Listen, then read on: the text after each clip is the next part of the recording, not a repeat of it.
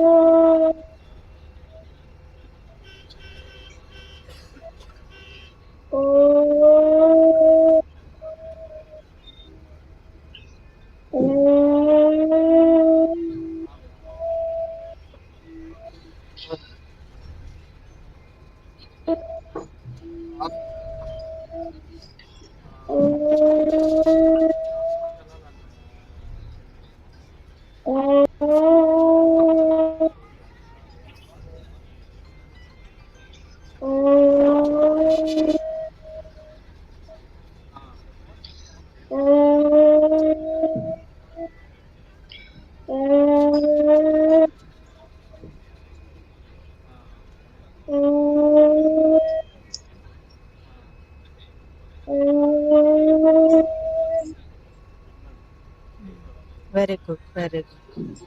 ఇప్పుడు నువ్వు గజేంద్ర మోక్షంలో శ్లోకాలు నువ్వెన్ని నేర్చుకున్నావు? 1, 2, 3 వరకు Ma'am, నేర్చుకున్నావు? ఒక్కటేనా? లాస్ట్ క్లాస్లో 4 శ్లోకాస్ వరకు అయిపోయినాయి అనుకుంటా. నీ దగ్గర ఉన్నది ఒకటేనా? yes, ma'am. అది ఒక 5 టైమ్స్ చదువునాను.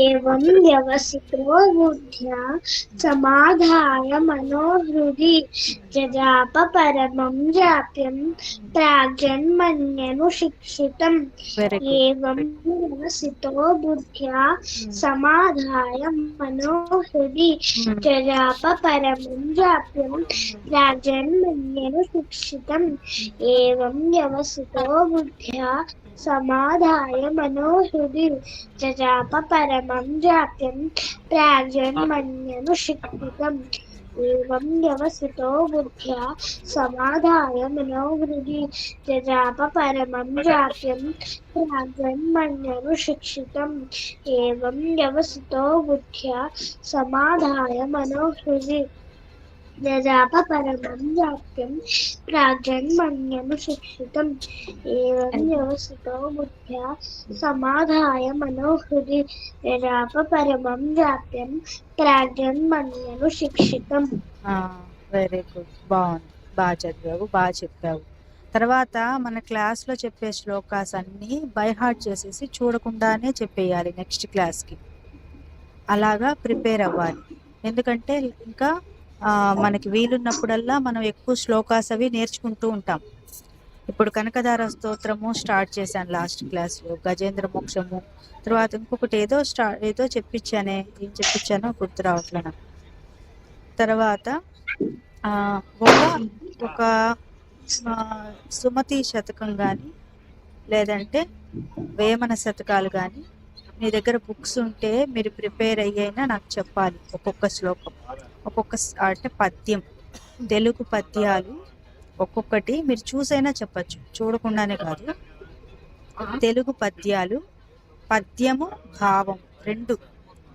వేమన శతకాలు వచ్చి 100 ఉంటాయి, సుమతి శతకం వచ్చి 100 ఉంటాయి. అవి మీ దగ్గర బుక్స్ ఉంటే బుక్స్ తీసుకోవడం, లేదా మీరు నెట్లో సెర్చ్ చేస్తే వస్తాయి. వాటిని ఈ బుక్లో రాసుకోండి.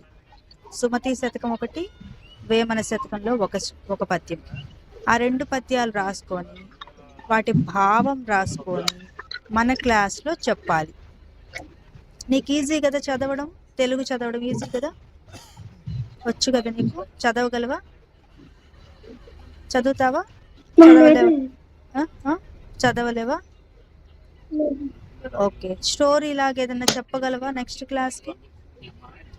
ఏదన్నా నీకు తెలిసిన కథ ఏదన్నా చెప్పగలవా? అట్లా చిన్న చిన్న స్టోరీస్ తీసుకోవాలి, మోరల్ స్టోరీస్ తీసుకోవాలి. తీసుకొని ఆ కథ విని ఆ కథని మన క్లాస్లో చెప్పాలన్నమాట. ఓకేనా? పోయినసారి నేను ఒక కథ చెప్పాను. ఆ రోజు నువ్వు రాలేదు కదా, నేను ఇప్పుడు మళ్ళీ నీకు ఆ కథ చెప్తాను. ఓకేనా? ఒక ఊర్లో అందరు చాలా మంది ఉంటారు కదా, చాలా మందిలో ఒక నేత నేస్తారు కదా, ఒక ఆయన చాకలి ఆయన ఉంటాడనమాట. ఆయన ఏం చేశాడంటే అన్ని బట్టలన్నీ నేసి వాటిని అమ్ముతూ ఉంటాడు ఊరంతా అమ్ముతూ ఉంటే ఏమవుతుందంటే ఒకసారి వాళ్ళ దగ్గరికి చాలా మంది వస్తారు జనాలు.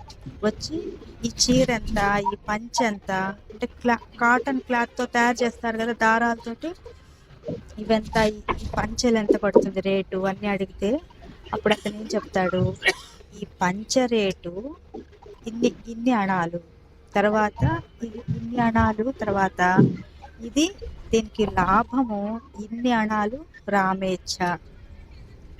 ఈ పంచె యొక్క అసలు ధర ఒక 4 అణాలు అనుకో, 4 అణాలు రామేచ్ఛ అంటాడు. తర్వాత దీనికి నేను వేసుకున్న లాభము 2 అణాలు రామేచ్ఛ అంటాడు.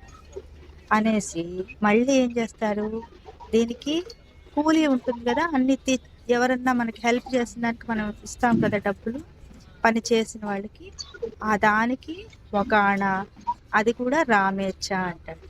అదైన తర్వాత ఏదైతే కాటన్ ఉంటుందో, కాటన్ కొనుక్కొని వస్తారు కదా దారాలవి, అంటే ముడి సరుకు అంటారు కదా, అంటే అసలు ఒరిజినల్ అది దారాలు ఏవైతే ఉంటాయో కాటన్ దారాలు అవి కొనుక్కొని వస్తారు కదా, ఆ దాని రేట్ వచ్చి 10 అణాలు.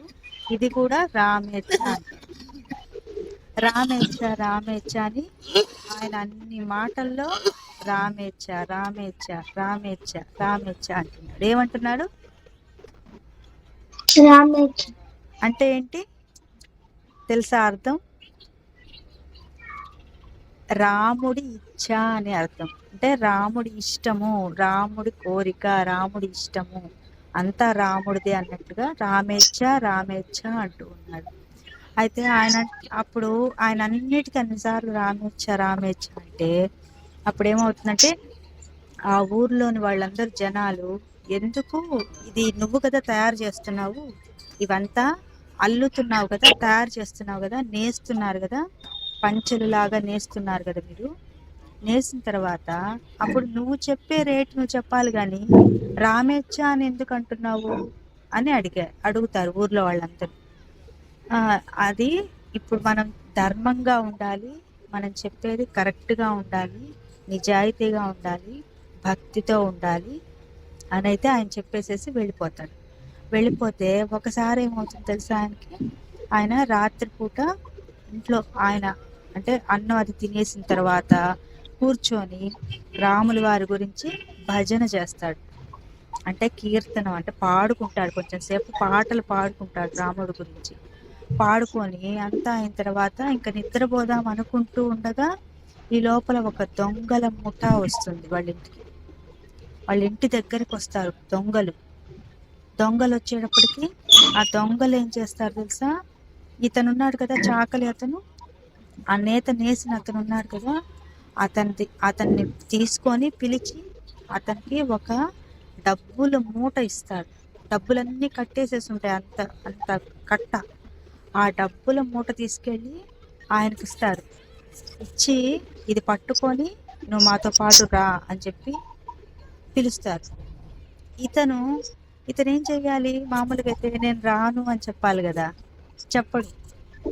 చెప్పకుండా అంతా రామేచ్ఛ అనుకుంటే ఏం చేస్తాడు, వాళ్ళ వెనక వెళ్తాడు. వాళ్ళ వెనక వెళ్ళి అప్పుడు అతను ఏం చేస్తాడు, ఆ మిగిలిన దొంగలందరూ ఉంటారు కదా, వాళ్ళ దగ్గర డబ్బులు, నగలు, దండలు అన్నీ ఉంటాయి వాళ్ళ దగ్గర. అవన్నీ వాళ్ళు పట్టుకొని ఇంకా బరువు ఎక్కువ ఉందని చెప్పి మొయ్యలేక ఇతన్ని పిలుస్తారు. ఇతన్ని పిలిచి కొంచెము బరువుని ఇతన్ని పట్టుకొని మోసుకొని రమ్మంటారు. మోసుకొని వెళ్తూ ఉంటే అక్కడ ఏమవుతుంది, పోలీసులు వస్తారు. దొంగలు కదా వీళ్ళు భయపడుతూ ఎక్కడో దొంగతనం చేసి తీసుకొచ్చారు కదా, అది తప్పు కదా. మంచి విషయం అయితే పోలీసులు ఎందుకు వస్తారు, రారు కదా. వీళ్ళు ఏం చేశారు, ఏం పని చేశారు, వీళ్ళు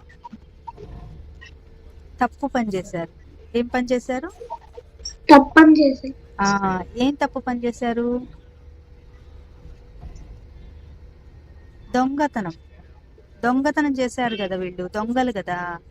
దొంగలు ఏం చేశారు? వేరే వాళ్ళ దగ్గర దండలు, నగలు, డబ్బులు అన్ని దొంగతనం చేసేసి లాక్కొని వాళ్ళ దగ్గర అన్ని తీసేసుకొని, అందరి దగ్గర తీసేసుకొని వాళ్ళు అవన్నీ తీసుకొని వెళ్ళిపోతూ ఉన్నారు. అది తప్పు పని కాదా?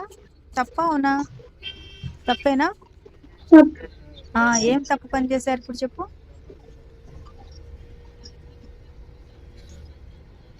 దొంగలు తప్పు పని ఏం చేశారు? నగలు పట్టుకెళ్ళారు. దొంగతనం. దొంగలు ఏం చేశారు? దొంగతనం చేశారు. దొంగతనం అంటే ఏంటి? దొంగతనం అంటే ఏంటి? అందరి దగ్గర లాగేసి పట్టుకెళ్ళారు. దొంగతనం అంటే ఇప్పుడు మన దగ్గర ఏదో ఒక బ్యాగ్ ఉంటుంది. ఆ బ్యాగ్ లో డబ్బులో లేదా బట్టలో లేదా దండలో నగలో ఏదో ఉంటాయి. పండ్లు అనుకో, ఒక పండ్లు ఉన్నాయనుకో, పండ్లన్నీ మన దగ్గర ఒక బ్యాగ్ నిండా ఉన్నాయనుకో, అప్పుడు మనకి చెప్పకుండా ఎవరైనా గనక ఆ పండ్లు తీసేసుకుంటే ఏమంటారు? దాన్ని దొంగతనం అంటారు.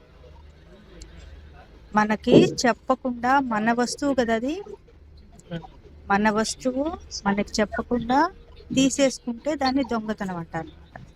అట్లా వాళ్ళు ఏం చేశారు? ఎవరివో డబ్బులు పాపం వాళ్ళు దాచిపెట్టుకొని, వాళ్ళు ఎక్కడో ఇంట్లోనో లేకపోతే ఎక్కడో బ్యాగ్లోనో పెట్టుకొని ఉంటే వాళ్ళు ఏం చేశారు? దొంగలు వాళ్ళకి చెప్పకుండా, ఆ డబ్బులు ఎవరివో వాళ్ళకి చెప్పకుండా, ఆ నగలు ఎవరివో వాళ్ళకి చెప్పకుండా వాళ్ళు తీసేసుకున్నారు చెప్పకుండా. దాన్ని దొంగతనం అంటారు అనమాట. అట్లా దొంగతనం చేసిన వస్తువులు కాబట్టి వాళ్ళు ఎక్కువైపోయి మొయ్యలేక ఇతన్ని, ఈ బట్టలు అమ్మే అతన్ని కొంచెం హెల్ప్కి అంటే బలవంతంగా వాళ్ళని కూడా భయపెట్టి, అతన్ని కూడా భయపెట్టి పిలిచారు. రా ఇవి పట్టుకొని మాతో పాటు, ఈ డబ్బులు ఇవన్నీ పట్టుకొని మోసుకొని రా మాతో పాటు అని చెప్పారు. చెప్తే అప్పుడు ఆ చాకలి ఏం చేశాడంటే, అంతా రామేచ్ఛ అన్నాడు. ఏమన్నాడు? రామేచ్ఛ. అంతా రామేచ్ఛ అని చెప్పి కదిలాడు. ఆయన కూడా వెళ్ళి వాళ్ళతో పాటు వెళ్తూ ఉన్నాడు. వెళ్తూ ఉండేప్పటికీ సగం దూరం వెళ్ళేటప్పటికి ఏమైంది తెలుసా? అక్కడ పోలీసులు వచ్చారు. పోలీసులు ఎందుకు వచ్చారు? ఈ దొంగతనం చేసిన దొంగల్ని పట్టుకోవడానికి పోలీసులు వచ్చారు.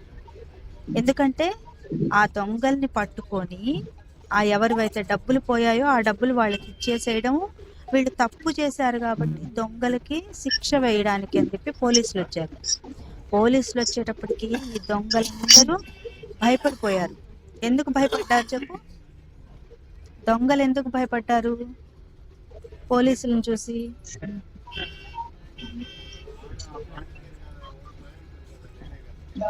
చెప్పాలి.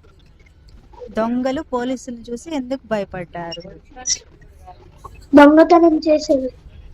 వాళ్ళని తీసుకెళ్లి జైల్లో పడేస్తారు కదా, తప్పు చేశారు కదా. తప్పు చేశారు కాబట్టి భయపడ్డాడు.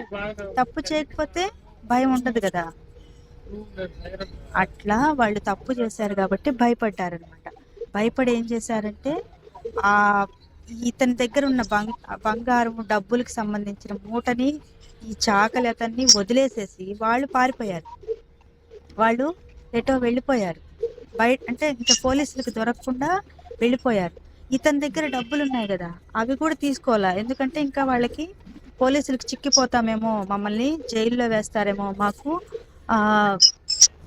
అంటే జైలు శిక్ష వేస్తారేమో భయపడ్డారు. తప్పు చేశారు కదా, పట్టుబడిపోతే వాళ్ళకి శిక్ష వేస్తారని భయపడి ఏం చేశారంటే వెళ్ళిపోయారు. వాళ్ళు ఎటో అడవుల్లోకి వెళ్ళిపోయారు. ఇంకా దొరకలేదు పోలీసులు. అప్పుడు పోలీసులకి ఎవరు దొరికారు తెలుసా?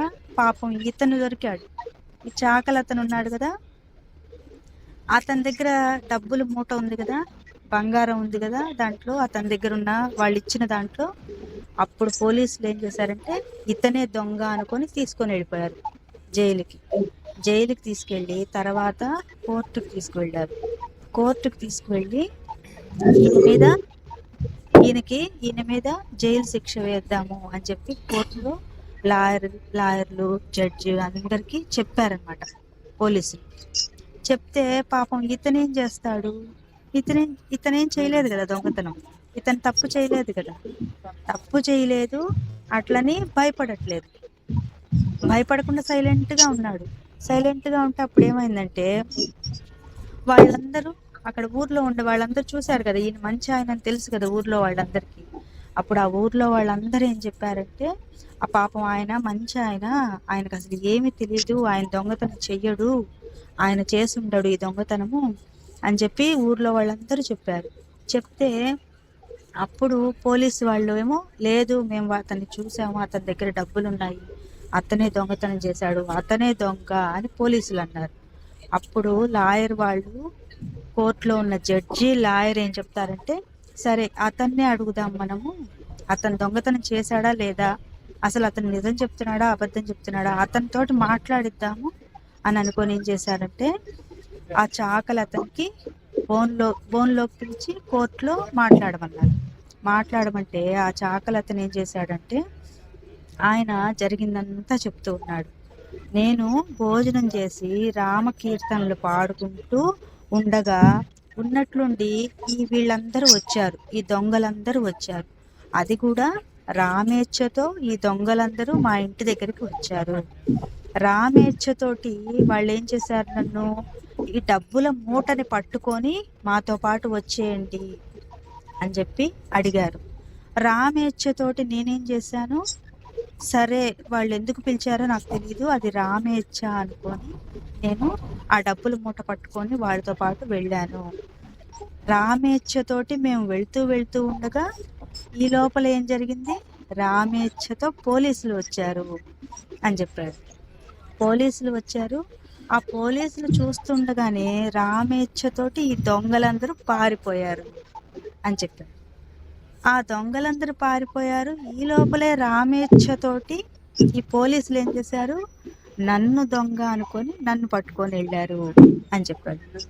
ఈ పోలీసులు నన్ను పట్టుకెళ్తూ రామేచ్ఛతోటి తీసుకువచ్చి ఇక్కడ కోర్టుకి తీసుకువచ్చారు అని చెప్పాడు. రామేచ్ఛతోటి ఇక్కడ పోలీసులు లాయర్లు వీళ్ళందరూ ఉండగా ఇక్కడ మా తెలిసిన ఈ జనాలందరూ ఏం చెప్పారు, నేను దొంగతనం చేయలేదని చెప్పారు. రామేచ్ఛతోటి ఈ విషయం అంతా నేను మీకు చెప్పే అవకాశాన్ని నాకు కలిగించాడు రాముడు అని చెప్పారు. అని చెప్పిన తర్వాత ఇక్కడ రామేచ్ఛతోటి నేనైతే దొంగతనం చేయలేదు, రామేచ్ఛతోటి ఇలా జరిగింది, రామేచ్ఛతోటి ఈ డబ్బులు ఇలా వదిలేసి వాళ్ళు వెళ్ళారు అనేది అయితే చెప్పారనమాట. అప్పుడు ఆ కోర్టులో ఉన్న లాయర్కి, జడ్జికి, పోలీసులకి, జనాలకి అందరికీ అర్థమైపోయింది అనమాట. ఏమని అర్థమైంది, ఈయన దొంగ కాదు, ఈయన దొంగతనం చెయ్యలేదు, ఈయన ఒక వ్యాపారి మాత్రమే. సాధారణంగా ఆయన పాటికి ఆయన ఇంట్లో ఉంటే ఈ దొంగలందరూ వచ్చి ఏం చేశారు, ఈ డబ్బుల మూటను తీసుకొచ్చి అతనికి ఇచ్చారు.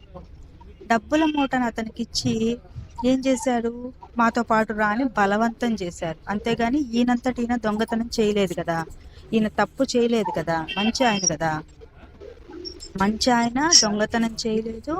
ఆయన పాటికి ఆయన వాళ్ళ ఇంట్లో ఉంటే ఈ దొంగలు ఏం చేశారు, బలవంతంగా లాక్కొని వెళ్ళారు.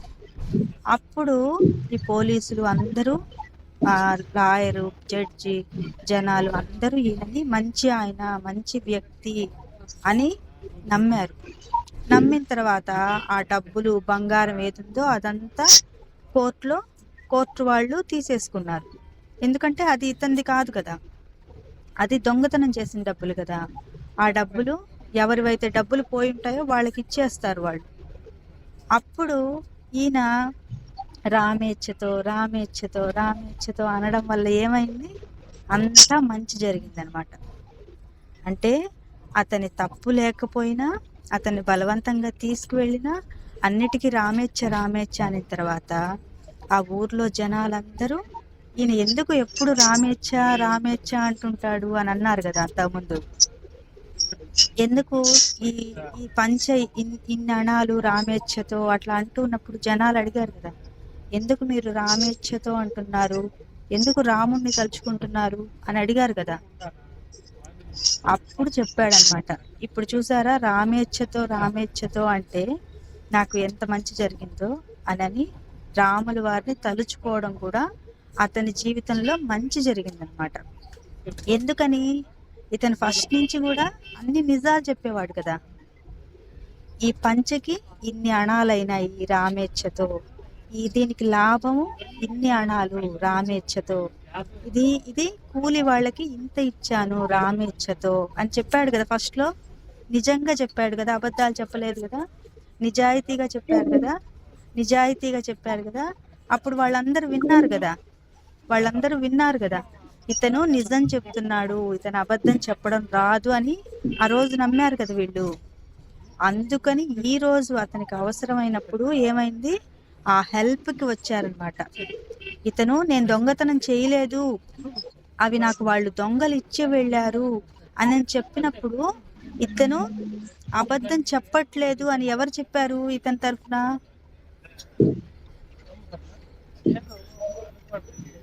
ఎవరు చెప్పారు? అక్కడ ఉన్న జనాలందరూ ఉన్నారు కదా, ఆ జనాలందరూ చెప్పారు ఇతను దొంగతనం చేయలేదు అన్నాడంటే చేయలేదు, ఎందుకంటే ఈయనకు అబద్ధం చెప్పడం రాదు, ఈయన నిజాలే చెప్తాడు, అబద్ధం చెప్పడు అని చెప్పి ఎవరు సపోర్ట్ చేశారు? ఊర్లో ఉన్న జనాలందరూ ఉన్నారు కదా, వాళ్ళు సపోర్ట్ చేశారనమాట. అర్థమైందా? అక్కడ నీకేం అర్థమైంది చెప్పు స్టోరీ.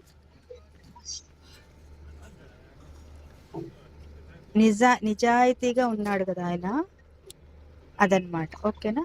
సరే, నువ్వు ఒకసారి శాంతి మంత్రాలు చెప్పుకొని లెఫ్ట్ అయిపో, నేను నెక్స్ట్ క్లాస్లో కలుస్తాను, సరేనా? నేను బస్సు దిగాలి, సరేనా? శ్రీమాత్రే నమః. జై శ్రీరామ్.